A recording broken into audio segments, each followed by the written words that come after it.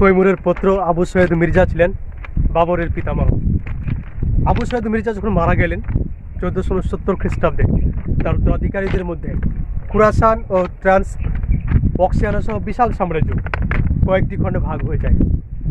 বাবরের পিতা ওমর শেখ মির্জা তিনিও উত্তরাধিকার সূত্রে মধ্য এশিয়ার ক্ষুদ্র ফরগনা রাজ্যের অধিকার পেয়েছিলেন। এখানেই বাবরের জন্ম হয়েছিল 1483 খ্রিস্টাব্দের 14ই ফেব্রুয়ারি। এই ক্ষুদ্র ফরগনা রাজ্যের অধিকার পেয়ে বাবরের পিতা ওমর শেখ মির্জা তিনি সন্তুষ্ট ছিলেন না, কারণ তার জ্যেষ্ঠ ভ্রাতা আহমদ মির্জা তৈমুরের রাজধানী সমরখন্দ এবং বুখারা সহ আশেপাশে যে আরও সম্পদশালী অঞ্চলগুলি আছে ওইগুলি তিনি দখল করেছিলেন। প্রত্যেকেই চায় অঢেল সম্পত্তির মালিক হতে। সমরখন্দ ছিল মধ্য এশিয়ার এক সমৃদ্ধিশালী নগরী। সমরখন্দের দিকে প্রত্যেকের কিন্তু লোভ ছিল। ওমর শেখ মির্জা তিনি নিজেও এক পারিবারিক দ্বন্দ্বে লিপ্ত ছিলেন ফরগনা রাজ্যের উত্তর দিকে অবস্থিত আকসি দুর্গের অধিকার নিয়ে। এই আকসি দুর্গের সুরক্ষার ভার অর্পণ করা হয়েছিল মাহমুদ খানের কাছে অর্পণ করা হয়েছিল, তাকে সুরক্ষার ভার দেওয়া হয়েছিল। 1494 খ্রিস্টাব্দে ওমর শেখ মির্জা তিনি ওমর শেখ মির্জার বাবর জ্যেষ্ঠ পুত্র ছিলেন, বাবরকে রাজধানীর দায়িত্ব দিয়ে অর্থাৎ ফরগনা রাজ্যের দায়িত্ব দিয়ে আকসি দুর্গের সুরক্ষার ভার যার উপর অর্পণ করা ছিল সেই মাহমুদ খানের সঙ্গে তিনি দেখা করতে যান। সেখানে গিয়ে এক বিপত্তি ঘটে গেল, ব্যাড অ্যাক্সিডেন্ট ঘটে গেল। বাড়ির ছাদ থেকে এক ঝাঁক পায়রার সৌন্দর্য দেখতে গিয়ে তিনি পড়ে যান এবং সেখানেই তার মৃত্যু হয়। সালটা 1494 খ্রিস্টাব্দ 8ই জুন। ওমর শেখ মির্জা যখন মারা গেলেন, বাবরের বয়স ছিল মাত্র 11 বছর 4 মাস। সেই বয়সে তিনি ফরগনা রাজ্যের অধিপতি হয়েছিলেন। তার অত্যন্ত অভিজ্ঞা পিতামহী দৌলত বেগম তার রাজ্যাভিষেকের ব্যবস্থা করেছিলেন। তার তত্ত্বাবধানেই বাবর উত্তম রূপে শিক্ষা লাভ করেছিলেন। তিনি পারস্য তুর্কি ভাষায় যথেষ্ট জ্ঞান অর্জন করেছিলেন। এই দুই ভাষা অত্যন্ত সহজ সরলভাবে বলতে পারতেন। বাবর তার পিতার মতো নির্ভীক এবং দৃঢ়চিত্তা, তিনি যুদ্ধকে ভয় করতেন না। তিনি ছোটবেলা থেকেই তার মধ্যে এক ডিজিজ তৈরি হয়েছিল, তার তৈমুরের স্মৃতিবিজয়িত রাজধানী সমরখন্দ তিনি দখল করবেন। কারণ সমরখন্দ ছিল মধ্য এশিয়ার এক সমৃদ্ধিশালী নগরী, সৌন্দর্যময় নগরী। সেখানকার শিক্ষা ব্যবস্থা ছিল উন্নত মানের। সমরখন্দ দখল করার জন্য তৎকালীন সময়ে বিভিন্ন রকম চক্রান্ত চলছিল আর কি। বাবরের পিতার আমল থেকে সমরখন্দ অধিকার করার চক্রান্ত চলছিল। বাবরের সময় তার অনভিজ্ঞতার সুযোগ নিয়ে তার চরম আকার ধারণ করে। বাবরের সবথেকে তীব্র প্রতিদ্বন্দ্বী হয়ে ওঠে উজবেকগণ। উজবেক নেতা শৈবানি খান তার চরম বিরোধিতা করেন, তাকে বারবার বাধা প্রদান করেন। বাবরের জীবনের মূল্যবান 12টি বছর কেটে গিয়েছিল এই উজবেকগণের সঙ্গে সংঘর্ষে। 1497 খ্রিস্টাব্দে সমরখন্দে যখন অন্তর্দ্বন্দ্ব দেখা দিল, বাবর সেই সুযোগে সমরখন্দ আক্রমণ করলেন এবং সমরখন্দ দখল করে নিয়েছিলেন। বাট তিনি তার নিজের রাজ্য ফরগনায় ষড়যন্ত্রের সংবাদ পেয়ে ছুটে আসেন, সঙ্গে সঙ্গে সমরখন্দ তার হাতছাড়া হয়ে যায়। শৈবানি খান দখল করে নেন।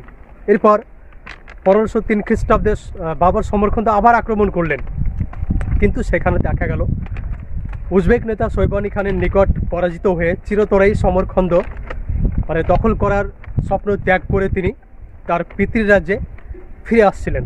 সেখানে এসে দেখলেন তার নিজের রাজধানী, নিজের সাম্রাজ্য পিতৃসূত্রে যেটা পেয়েছিলেন ফরগনা রাজ্য, সেখানেও দেখলেন এসে যে তার সাম্রাজ্য গোলাপ সজ্জার পরিবর্তে কাঁটায় পরিণত হয়েছে। ষড়যন্ত্রক্রমে সেখান থেকেও তিনি বিতাড়িত হলেন, ফলে ঝাঁঝাপড়ার মতো তিনি জীবন গ্রহণ করতে বাধ্য হলেন। এই অবস্থাতেও তিনি কিন্তু আত্মবিশ্বাস হারাননি। পরাজিত হয়েও পরাজয়ের গ্লানি মুছে ফেলে নিজেকে নতুন দমে আবার তৈরি করেছেন। তিনি তার আত্মজীবনীতে এই ভাগ্য বিড়ম্বিত জীবনের করুণ কাহিনী তুলে ধরেছেন। তিনি নিজেকে তাসের রাজার সঙ্গে তুলনা করেছেন।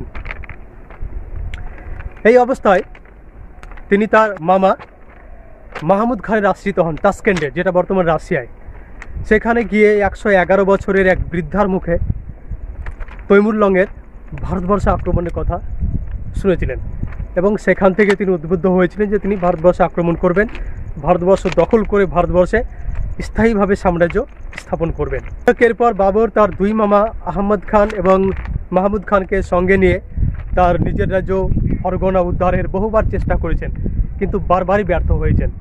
ফাইনালি 1503 খ্রিস্টাব্দে তার ফরগনা রাজ্য উদ্ধার করতে গিয়ে শৈবানি খানের নিকট শৈবানি খানের সঙ্গে আর্চিয়ানের যুদ্ধে জড়িয়ে পড়েন। এই যুদ্ধে বাবর চূড়ান্তভাবে উজবেক নেতা শৈবানি খানের কাছে পরাজিত হয়ে তার পিতৃরাজ্য ফরগনা উদ্ধারের স্বপ্ন চিরতরে ত্যাগ করেন। তিনি ভাবলেন হয়তো তাদের সঙ্গে আর পেরে উঠতে পারবেন না। এই জন্য তিনি হিন্দুকুশ পর্বতমালা অতিক্রম করে ভারতবর্ষের সাম্রাজ্য স্থাপনের স্বপ্ন দেখতে লাগলেন। ভাগ্যের কি বিলম্বিত ইতিহাস দেখে নিন। তিনি তার নিজের পিতৃরাজ্য থেকে বিতাড়িত হলেন। সমরকন্দ দখল করার স্বপ্ন ছোট্টবেলা থেকে দেখতেন, সেটা তো দখল করতে পারলেই না। নিজের পিতার রাজ্য, নিজের রাজ্য থেকেও তিনি বিতাড়িত হচ্ছেন। আস্তে আস্তে ভারতবর্ষের দিকে কীভাবে আসছেন দেখুন। তার ভাগ্যের লেখা ছিল যে তিনি ভারতবর্ষে এসে সাম্রাজ্য স্থাপন করবেন। তিনি বারবার ব্যর্থ হচ্ছেন, তবুও তিনি আত্মবিশ্বাস হারাচ্ছেন না। পরাজয়ের গ্লানি মুছে ফেলে নিজেকে নতুন উদ্যমে বারবার তৈরি করছেন। বাবর যাই হোক আবারও সুযোগের অপেক্ষায় তিনি বসে রইলেন। সুযোগ পেলে তিনি আবার আক্রমণ করবেন। 1504 খ্রিস্টাব্দে ফাইনালি আফগানিস্তানের রাজধানী কাবুলে উজবেকদের মধ্যে অন্তর্বিরোধের সুযোগ নিয়ে বাবর কাবুল আক্রমণ করলেন এবং কাবুল দখল করে নিলেন। বিনা রক্তপাতে কাবুল বিজয় তার জীবনের সেরা ঐতিহাসিক ঘটনা। কাবুলে ক্ষমতা সুপ্রতিষ্ঠিত করার সঙ্গে সঙ্গেই তিনি পারস্যরাজ ইসমাইলের সাহায্যে সমরকন্দ আক্রমণ করে সমরকন্দ দখল করলেন, বোখারা দখল করলেন। এছাড়া আরও যে মধ্য এশিয়ার সমৃদ্ধিশালী সম্পদশালী অঞ্চলগুলি ছিল সেগুলি কিন্তু তিনি অনায়াসে দখল করে নিলেন। বাবরকে পারস্যরাজ ইসমাইল সাহায্য করেছিলেন এই শর্তে যে বাবর শিয়া মতবাদকে সমর্থন করবেন। এই জন্য সমরকন্দের জনগণ বাবরের প্রতি বিমুখ হন।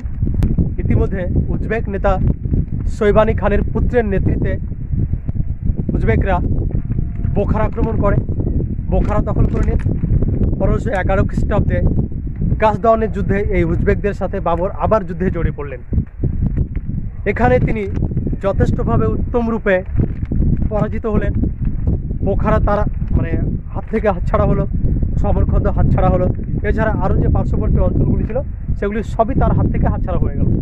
এবং তিনি আবারও ভাবলেন যে না, সমরকন্দ তার পিতৃরাজ্য ফরগনা এগুলির দিকে এসে তার আর কোনো খুব একটা লাভ হবে না।